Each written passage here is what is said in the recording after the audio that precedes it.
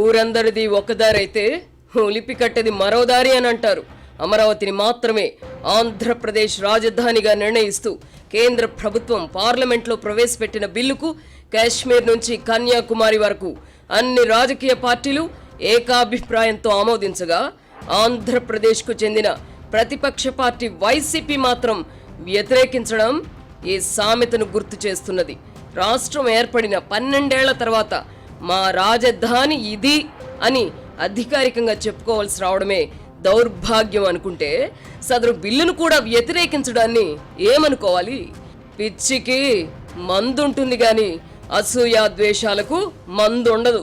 రాష్ట్ర రాజధానిగా అమరావతిని నిర్ణయిస్తూ లోక్సభలో బిల్లు ఆమోదం పొందుతున్న సమయంలోనే తాను మళ్లీ అధికారంలోకి వస్తే రాజధానిని మారుస్తానని ప్రకటించడంతో పాటు మచిలీపట్నం, విజయవాడ, గుంటూరును కలిపి మావిగన్ పేరిట రాజధానిని ఏర్పాటు చేసుకోవచ్చునని మాజీ ముఖ్యమంత్రి జగన్మోహన్ రెడ్డి చేసిన ప్రకటనతో రాష్ట్ర ప్రజలే కాకుండా వైసీపీ నాయకులు కూడా నిర్ఘాంతపోయారు.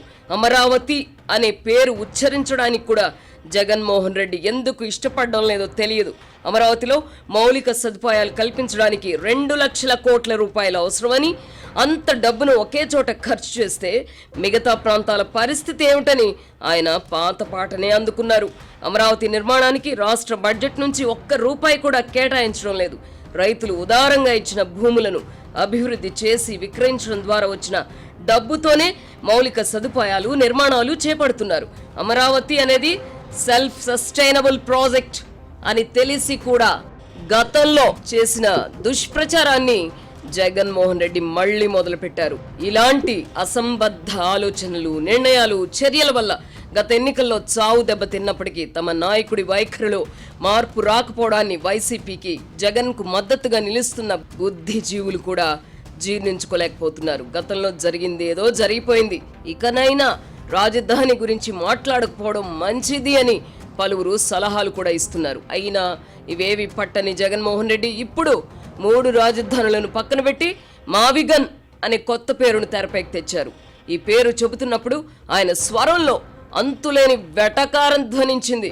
అమరావతి విషయంలో జగన్మోహన్ రెడ్డి వైఖరి వెల్లడైన తర్వాత ముఖ్యమంత్రి చంద్రబాబు అదృష్టవంతుడు అని మరోమారు రుజువైంది. జగన్మోహన్ రెడ్డి వంటి వ్యక్తి రాజకీయ ప్రత్యర్థిగా ఉండడాన్ని మించిన అదృష్టం ఏముంటుంది?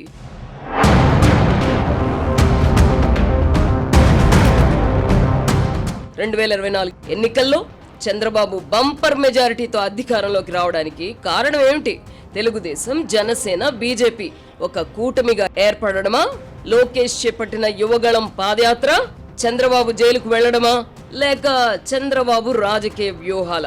ఇవేవి కావు. అప్పుడు ముఖ్యమంత్రిగా ఉండిన జగన్మోహన్ రెడ్డి ప్రజాస్వామ్య వ్యవస్థలో ఒక ముఖ్యమంత్రి ఎలా వ్యవహరించకూడదో అలా వ్యవహరిస్తూ అరాచకాలను పెంచి పోషించడం ద్వారా చంద్రబాబును ముఖ్యమంత్రిని చేయడానికి శక్తి వంచన లేకుండా కృషి చేశారు.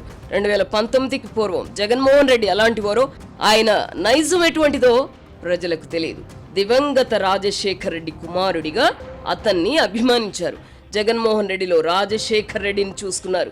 ఈ కారణంగానే 2019 ఎన్నికల్లో 151 సీట్ల భారీ మెజారిటీని జగన్మోహన్ రెడ్డికి కట్టబెట్టారు. ఇక అప్పటి నుంచి జగన్మోహన్ రెడ్డి నిజ స్వరూపం వెల్లడవుతూ వచ్చింది. ప్రజలకు ఆయన ఏమిటో బోధపడింది.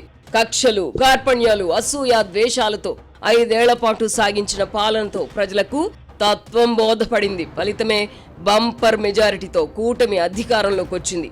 సరే, జరిగిపోయిందేదో జరిగిపోయింది అని ఎన్నికల్లో ఓడిపోయిన పార్టీలు ఆత్మ పరిశీలనకు ఉపక్రమిస్తాయి. తప్పు ఎక్కడ జరిగిందో గుర్తించి దిద్దుబాటు చర్యలు తీసుకుంటాయి. సదరు పొరపాటు మళ్లీ జరగబోదని ప్రజలను నమ్మించే ప్రయత్నం చేస్తాయి.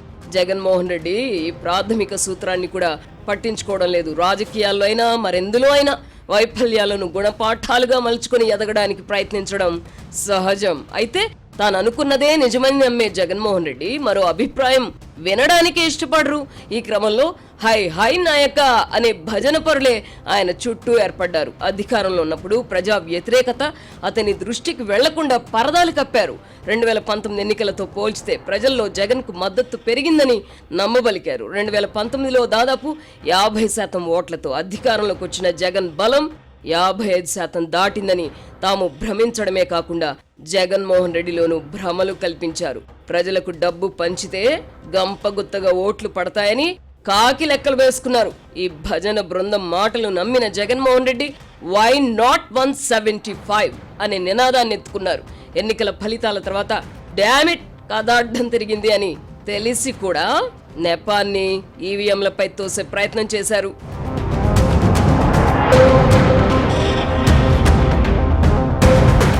ఈ క్రమంలో కూటమి ప్రభుత్వం ఏర్పడి 2 ఏళ్లు పూర్తి కావస్తోంది. ఇంకేముంది, ప్రజల్లో కూటమి ప్రభుత్వంపై తీవ్ర వ్యతిరేకత ఏర్పడిందని 3 ఏళ్లు కళ్ళు మూసుకుంటే జగన్మోహన్ రెడ్డి మళ్లీ అధికారంలోకి వస్తారని చిడతలు కొట్టడం మొదలెట్టారు. జగన్ పర్యటనల సందర్భంగా కృత్రిమ హడావుడికి రూపకల్పన చేస్తున్నారు. ఎన్నికల్లో తమను ప్రజలు ఎందుకు తిరస్కరించారో తెలుసుకునే ప్రయత్నం చెయ్యకపోగా తాము మళ్లీ అధికారంలోకి వస్తే తమ పాలన మరింత భయానకంగా ఉంటుందని ప్రజలను భయభ్రాంతులకు గురి చేయడం మొదలెట్టారు.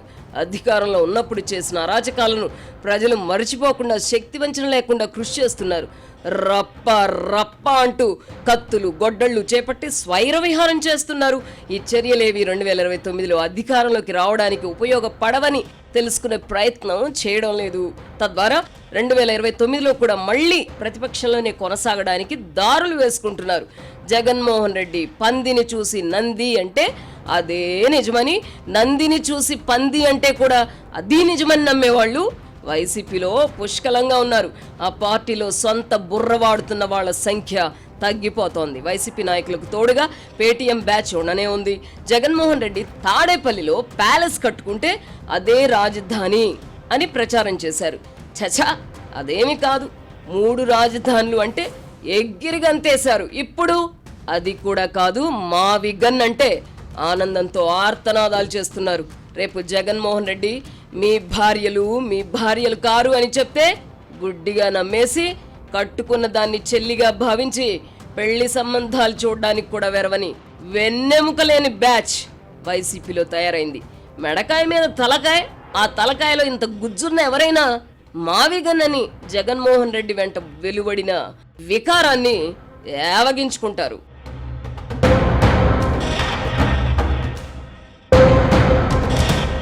ఈ మావిగన్ ప్రతిపాదన తర్వాత ఇటీవలి కాలంలో ఎప్పుడూ చూడనంతగా జగన్మోహన్ రెడ్డిపై ట్రోలింగ్ జరగడాన్ని చూస్తున్నాం. జగన్ అండ్ కోను పిచ్చివాళ్ల సమూహంగా సోషల్ మీడియాలో చిత్రిస్తూ ట్రోలింగ్ జరిగింది.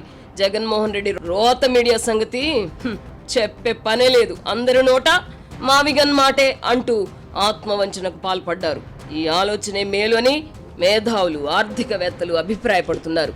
నమ్మబలిగించే ప్రయత్నం చేస్తున్నారు. మహానగరాలతో మావిగన్ పోటీ పడుతుందని ప్రచారం కూడా మొదలెట్టారు. పార్టీ అధినేతలు నోరు జారిన ఆచరణ సాధ్యం కాని ప్రతిపాదనలు వారి నోట వెంట వెలువడిన అదెలా సాధ్యమని వారించిన నాయకులను, సలహాదారులను ఎందరినో చూశాం. ఒక్క జగన్మోహన్ రెడ్డి విషయంలోనే ఎందుకు విరుద్ధంగా జరుగుతోంది? తనతో విభేదించే వారిని జగన్మోహన్ రెడ్డి ఇష్టపడరేమో తెలియదు, లేదా సొంత బుర్రతో ఆలోచించడాన్ని ఆ పార్టీ నేతలు మర్చిపోయారేమో తెలియదు. బుద్ధి జ్ఞానం ఏమాత్రం ఉన్నా రాజధాని విషయంలో తలదూర్చడం ఎందుకు అని సలహా ఇవ్వాలి. అలా కాకుండా మావిగన్ అనే పిచ్చి ప్రతిపాదనను సమర్థించాలనుకోవడం చూస్తే జగన్మోహన్ రెడ్డి చుట్టూ అనుకూల శత్రువులు దడికట్టారా అని అనుమానం కలుగుతుంది. రాజ్యాంగంలో రాష్ట్రాలకు రాజధాని అనే పదం లేదని జగన్ తరచూ అంటూ ఉంటారు. నిజమే అనుకుందాం. అలా అయితే మన దేశంలో ప్రతి రాష్ట్రానికి రాజధాని ఎందుకుంది? దక్షిణాది రాష్ట్రాలు ఆర్థికంగా బలంగా ఉన్నాయంటే వాటికి మహానగరాలు ఉండడమే కారణం.